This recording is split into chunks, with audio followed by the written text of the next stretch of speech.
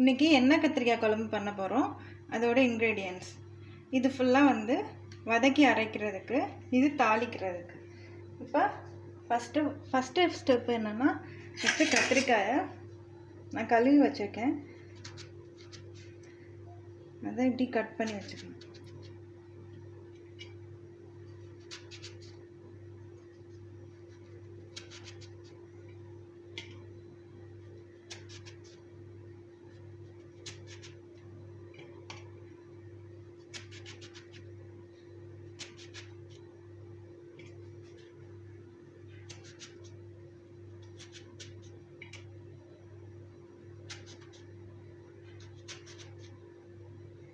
இப்போது இன்க்ரீடியன்ட்ஸ் பார்க்கலாம்.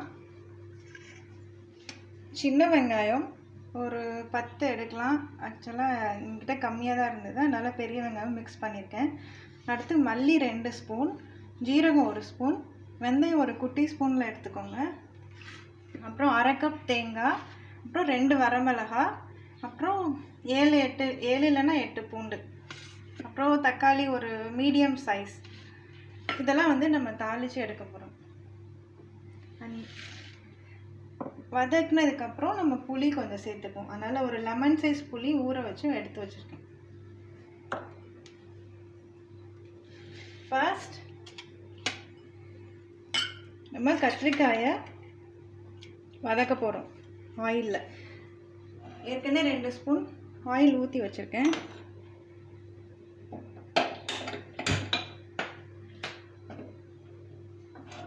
இதில் மீடியம் வச்சு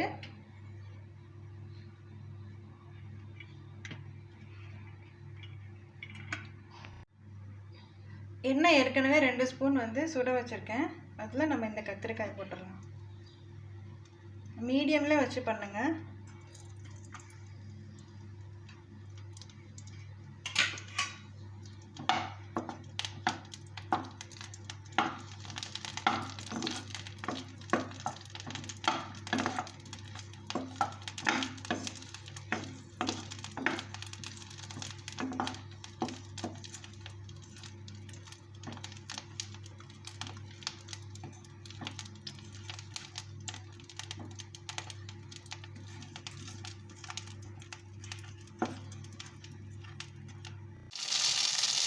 நல்லா வதங்குறதுக்கு 7லேருந்து 8 நிமிஷம் ஆகும். இப்போ வதங்கிடுச்சு, அதனால் நான் ஒரு பிளேட்டில் எடுத்து வச்சுட்டேன்.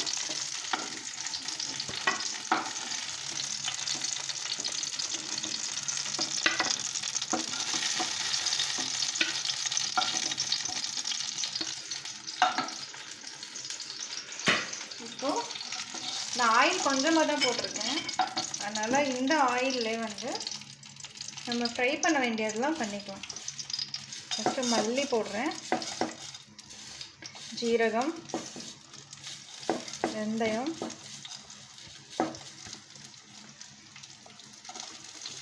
வெங்காயம், வரமிளகாய் நல்லா ஃப்ரை பண்ணிடலாம். ஃபஸ்ட்டு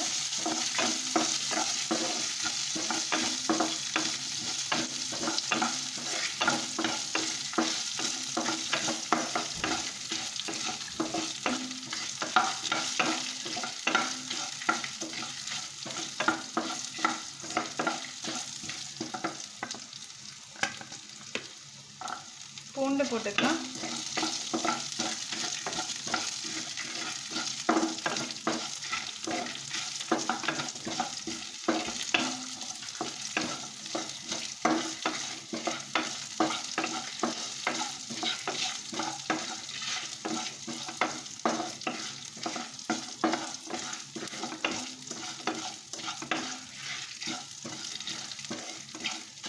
அடுப்பு சிம்லேயே வச்சுருங்க, அப்போ தான் எதுவும் எக்ஸ்ட்ரா கருகாது.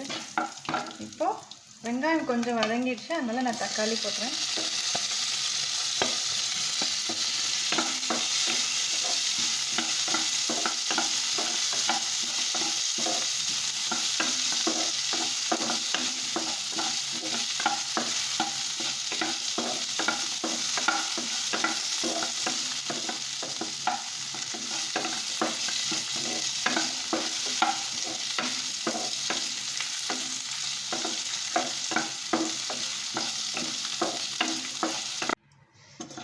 நல்லா வதங்கிடுச்சு.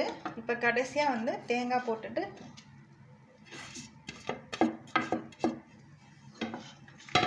ரொம்ப வதக்க வேண்டாம், ஒரு 2 செகண்ட்ஸில் ஆஃப் பண்ணிடலாம்.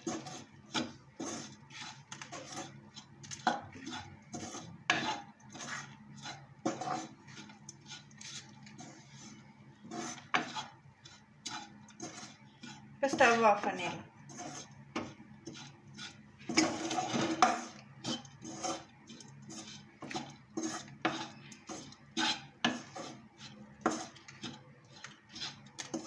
இப்போ இது ஆறினோடனே மிக்சியில் போட்டு அரைச்சிடலாம். இந்த அளவுக்கு தண்ணி ஊற்றி பேஸ்ட்டாக அரைச்சிக்கணும்.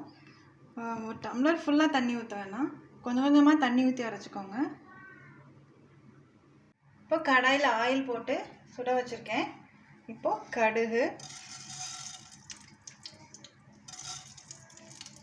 கடுகு பொரிஞ்சதுக்கப்புறம் கருவேப்பிலை,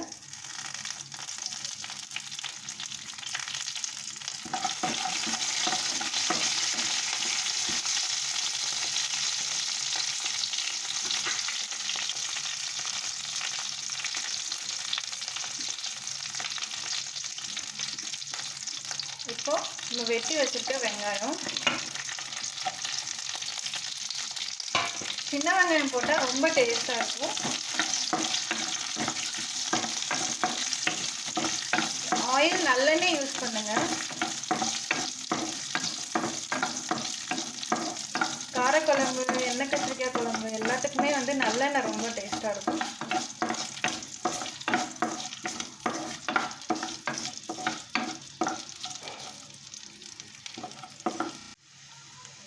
வெங்காயம் வதங்கிடுச்சு. இந்த ஸ்டேஜில் நம்ம அரைச்சி வச்சுருக்க இந்த பேஸ்ட்டு போட்டுடலாம். கொஞ்சம் தண்ணி ஊற்றி மிக்ஸ் பண்ணிக்கலாம்.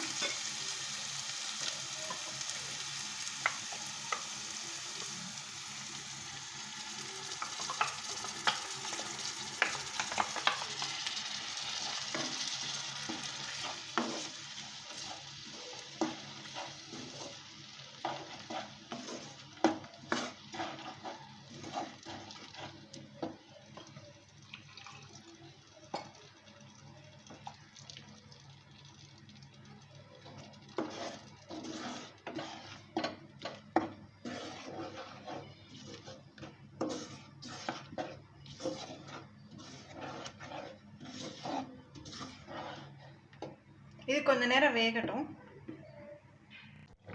இப்போ இந்த ஸ்டேஜில் தண்ணி கொஞ்சம் ஊற்றிக்கோங்க, உப்பு தேவையான அளவு போட்டுக்கோங்க.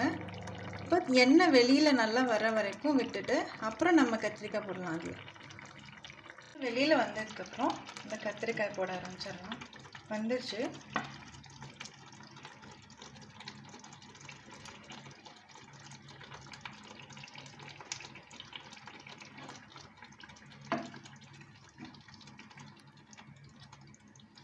ஸ்லோவாக பண்ணுங்க, இல்லைன்னா கத்திரிக்காய் உடஞ்சிரும்.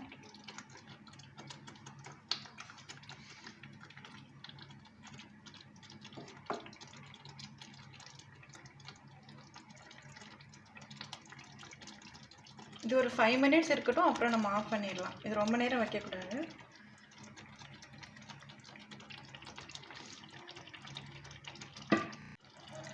இப்போ இது வதங்கிட்டே இருக்குது. இப்போ கொஞ்ச நேரம் கழித்து நம்ம புளி ஏற்கனவே கரைச்சி வச்சதை போடலாம். கத்திரிக்காய் இப்படி பண்ணி பாருங்கள். இப்படி பண்ணோன்னே இது உள்ளே போச்சுன்னா வெந்துச்சுன்னு அர்த்தம். இந்த ஸ்டேஜில் புளி கரைச்சி வச்சுருக்கிறது ஊற்றிடலாம். இதுக்கு நிறைய புளி கரைச்சி வைக்கணும்னு அவசியம் இல்லை, நெல்லிக்காய் சைஸில் வச்சாலே போதும்.